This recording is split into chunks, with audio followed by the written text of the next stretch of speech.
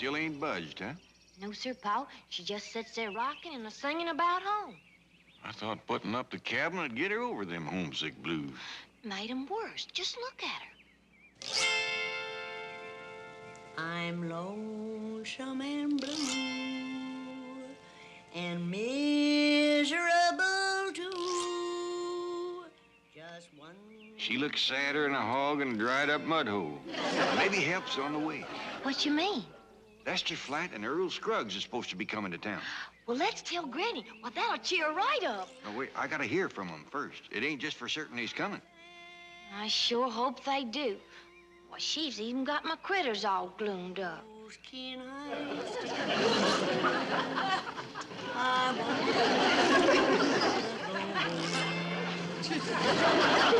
I wanna go home.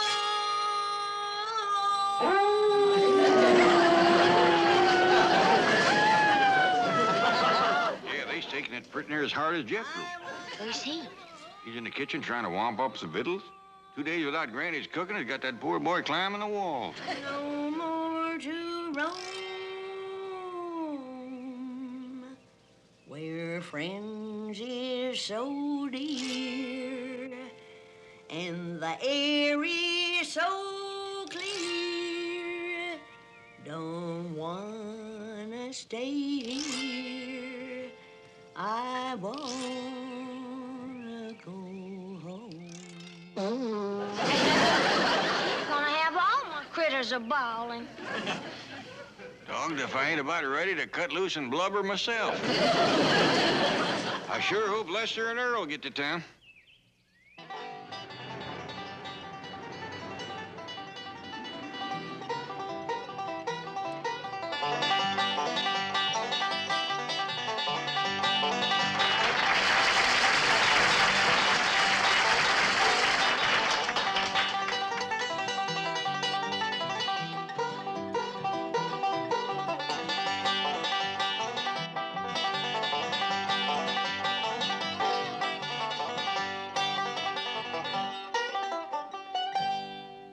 It sounds great, fellas. You want me to put that call through to the Clampetts now? Yeah, we're about through rehearsing. Okay. You know, Lester, if we hurry, we might get up there in time for some of Granny's biscuits and red-eyed gravy. Yeah, come to think of it, Earl, I've had enough rehearsal. Me too, Lester, me too.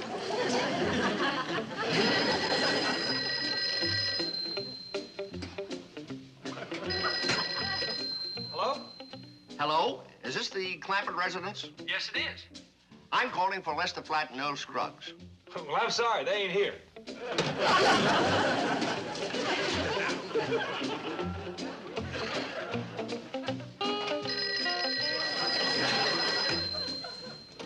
Hello? This is the stage manager at the Oak Room. Yes, sir? Lester Flatt and Earl Scruggs are here. Oh, I'm glad to know that. There was a fellow looking for him. Thank you.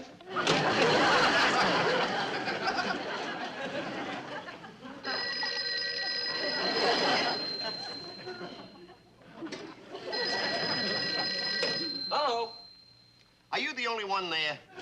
Yes, sir, and I'm trying to cook biscuits and red-eyed gravy, so if you don't mind... Don't hang up. Hey, are you the fella that's calling for Lester Flatt and Earl Scruggs? Yeah, that's me. Well, you can find them at the Oak Room.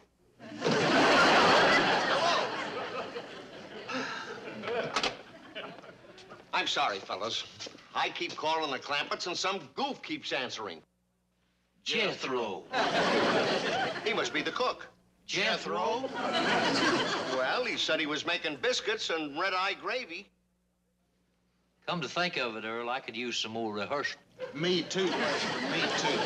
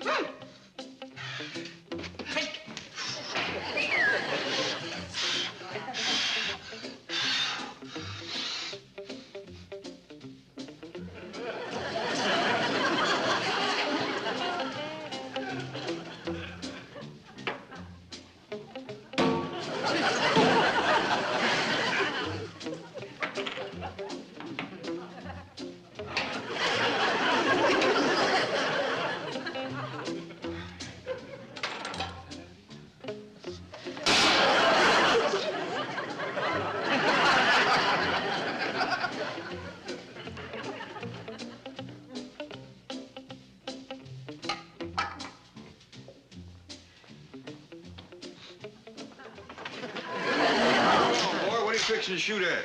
That dad-blasted biscuit. Take it easy, Jethro. Uncle Jed, if I don't get me some home-cooked victuals, I'm gonna drop down dead right here in front of your eyes. That Clampett speaking? Oh, howdy, Miss Jane.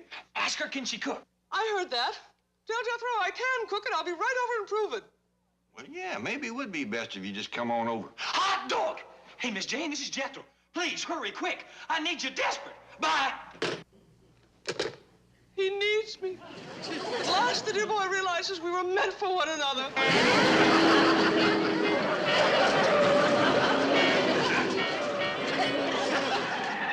I'm here, Jethro.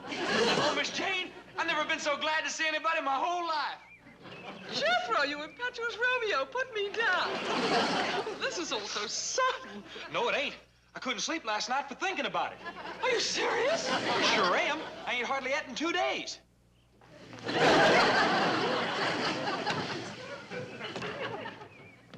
I feel like Guinevere. Do you feel like Lancelot? I don't know what that is. Lancelot and Guinevere, they're like Tristan and Isolde, Heloise and Abelard. Well, I'm sure they're real good, but let's start with biscuits and red-eyed gravy.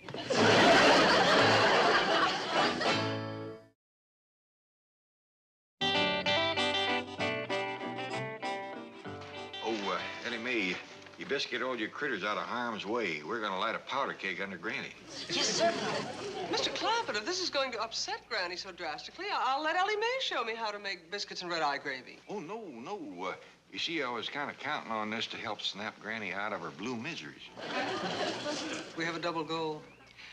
For me, the way to my intended's heart shall be revealed through my acquisition of the means to gratify his gustatory desires. Like I was saying, you best take cover if Granny commences throwing things. Got everybody except old Duke. He was just too tired to move. Really? Well, Miss Jane, reckon this is it? I am ready. Good luck.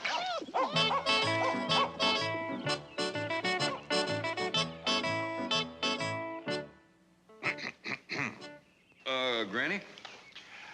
Miss Jane is taking over your kitchen. Yes, I want your recipe for biscuit and red-eye gravy. Look out.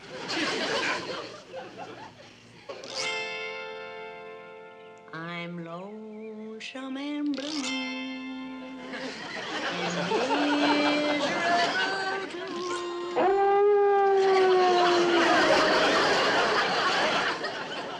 That is the first time I've ever known Granny to give away a cooking secret. Oh, I'm afraid it's still a secret. Listen to this recipe for biscuits. Into 1 whole heap of flour, stir 2 middling amounts of buttermilk, add a smidgen of... I don't understand. Well, them's mountain measurements. A smidgen is just a teensy little bit, just like that. 3 smidgens makes 1 pinch. 4 pinches equals 1 little bit. 4 little bits equals 1 middling amount. 3 middling amounts equals 1 right smart, and it takes 5 right smarts to make a whole heap. Hey, Uncle Jed, guess who's here? I'll give you 3 guesses. Lester Flatt and Earl Scruggs.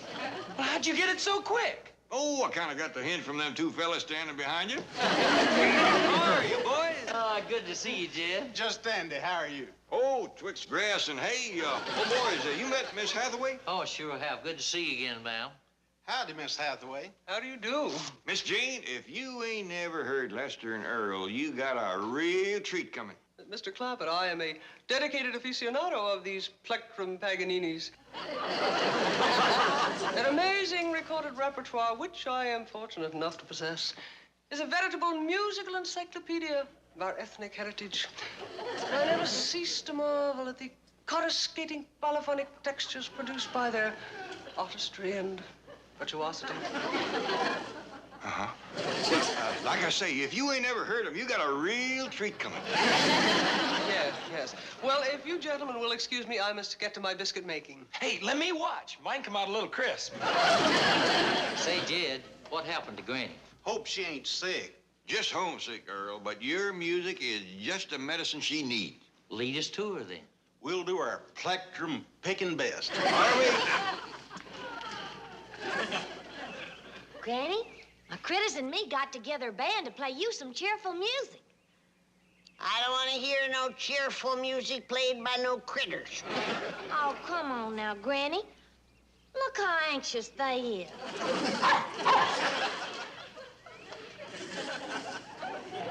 See? They're all ready to commence playing. I didn't mean to commence playing now.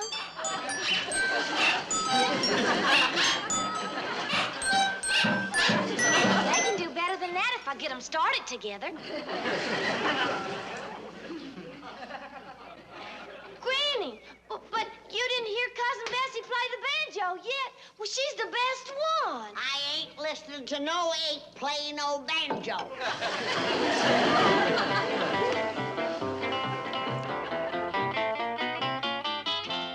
You ready, boy?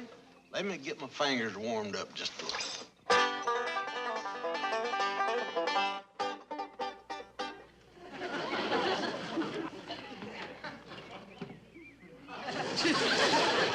When you learn to play a whole number, come back.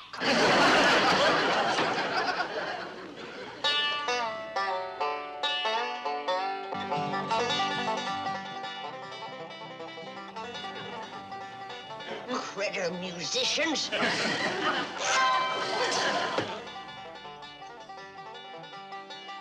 Hairy little show-offs.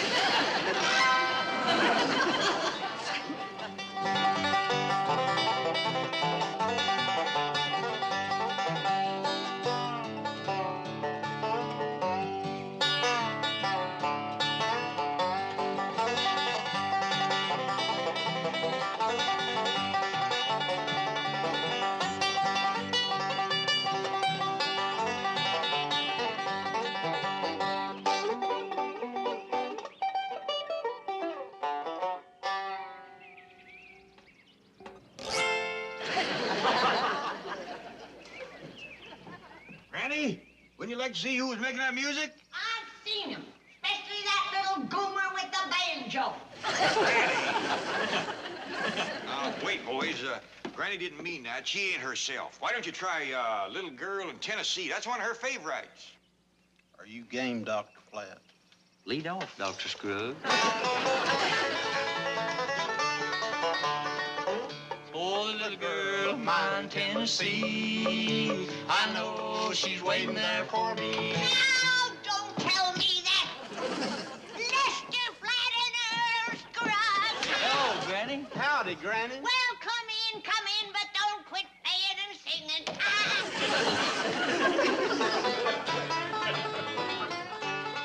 Lead off. Oh, a long, long time ago when I left my home down in the hills of Tennessee, left the sweetest little girl that was ever in this world down in the hills of Tennessee.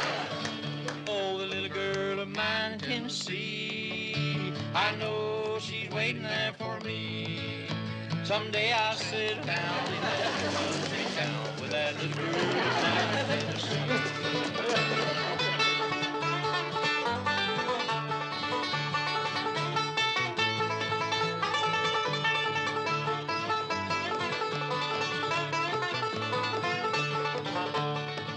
Oh, she begged me not to go. You'll be sorry, dear, I know, for the way that you are treating me. So I rambled all around, and nothing could be found to take the place of her in Tennessee. Oh, the little girl of mine in Tennessee, I know she's waiting there for me. Someday I'll sit down in that little country town with that little girl of mine in Tennessee.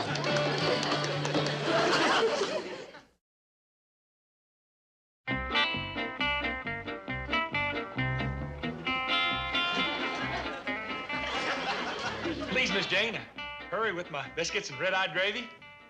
Patience, dear boy. It's difficult enough to follow Granny's recipes without heckling. Miss Jane, I never seen nothing so pretty in all my life. It smells so good, too. Now, Jethro, you must learn to control your emotions when I'm busy at the stove. See, I shall be cooking for you all the time. You will? Of course, 3 meals a day. I ain't cutting down to 3 meals a day. No, ma'am. Not me, no. Well, the way to a man's heart. Oh, the biscuits are ready. I'll get him. Jethro, this is woman's work. Now, you sit down, I shall serve you the food, and we'll discuss our future. Our what? Well, there are plans to be made, dear boy. For example, when should we have the nuptials? Well, let's have them with the biscuits and red-eyed gravy. Coming round the mountain when she comes. She'll be coming round the mountain when she comes. She'll be coming round the mountain. She'll be coming round the mountain. She'll be coming round the mountain when she comes.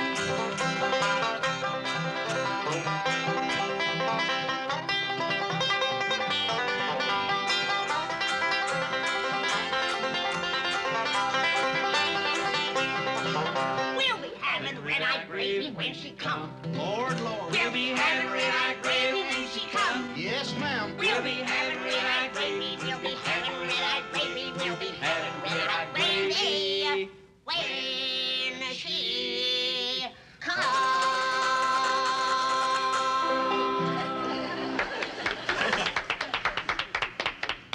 My dog is if you three don't go together like pone, side meat, and sorghum. Granny, how does it feel to be playing with Lester Flatt and Earl Scruggs? Oh, they ain't bad. I've played with worse. Say, Jed, could we step outside for a minute? Well, sure, Lester. We'll be right back. Ellie, honey, run up to the house and fetch us a jug. A body's throat gets a little dry singing harmony. Right, Earl? Right, Granny. Say, Granny, could I have a look at that auto harp? Why, sure. But don't get your hopes up. It just ain't anybody who can play that like me. Oh, I know that.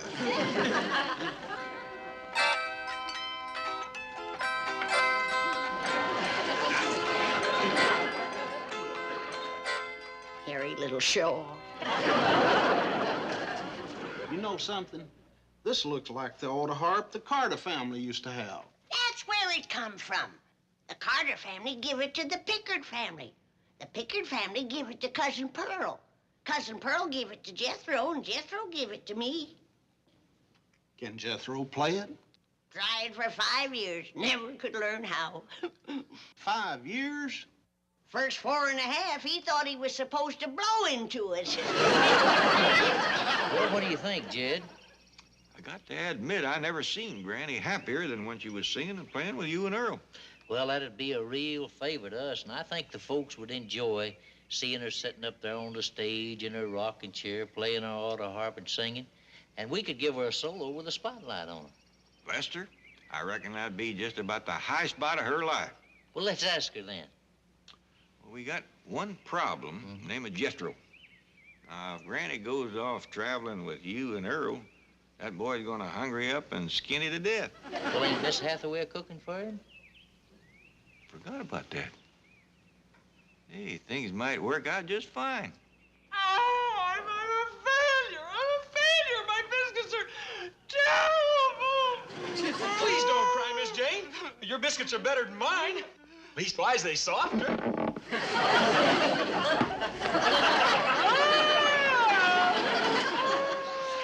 And your gravy smells just scrumptious.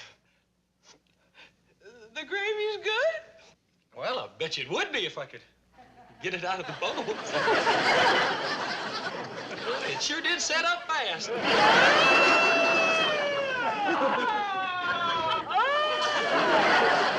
Jethro, you gotta drive me to town right away. Oh, yes, ma'am. But first, you gotta fix me some biscuits and red-eyed gravy. I ain't got time for that. I'm going on the stage. To where? I'm going on the show business stage with Lester and Earl. I'm gonna play the auto harp and I'm gonna sing. And I got a lot of things to do before that. Finally learned how to play this thing, you know? Watch.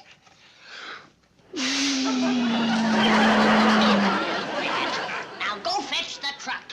Well, I'm too weak to drive. Blowing one note on that thing's made me dizzy. I'll drive you, Granny. That's one talent I do have. Fine, come on. Where's Granny going? She's going into town. Now I ain't got nobody to make me biscuits and red-eyed gravy. Now, calm down, boy.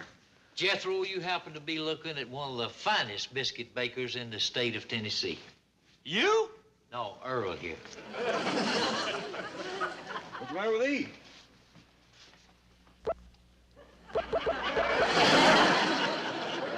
They do fine eating, don't they? Now, don't you worry about a thing.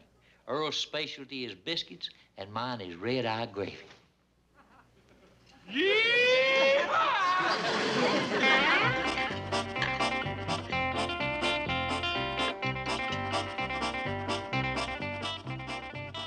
Them's the best biscuits I ever ate in my whole life. How many you put away, boys? Oh, it's about a dozen, wasn't it, Earl? Only 11, but there was extra big pans. Sure do, thank you. Oh, it's their pleasure, Jed, but I thought you said Jethro was a light eater. He is. He commences eating the minute it gets light. Gentlemen. Oh, Miss Hathaway, did you bring Granny back? No, I left her at the beauty shop. Beauty shop? She said she'd meet you later at the club. Boys, you worked a regular miracle. Granny wouldn't go near a beauty shop before this. We better be moving along, Lester. Yeah, you're all invited to the show. We'll save you a table right down front. We'll be there. Indeed we will.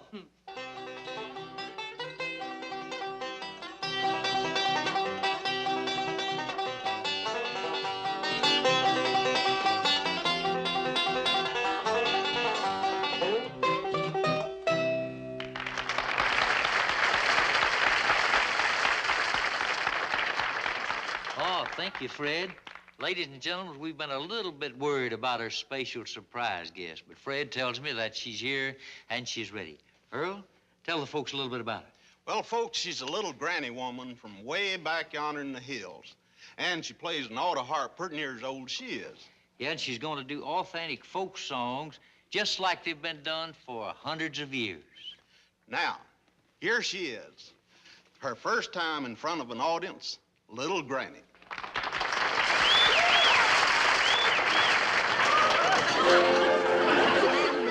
Yeah, yeah, miserable too. Yeah, yeah, one thing to do. Oh, yeah, wanna go home. Home to the hills. Yeah, yeah, rocks and the reels. Yeah, yeah, folks can hide stills. Oh, yeah, wanna go home.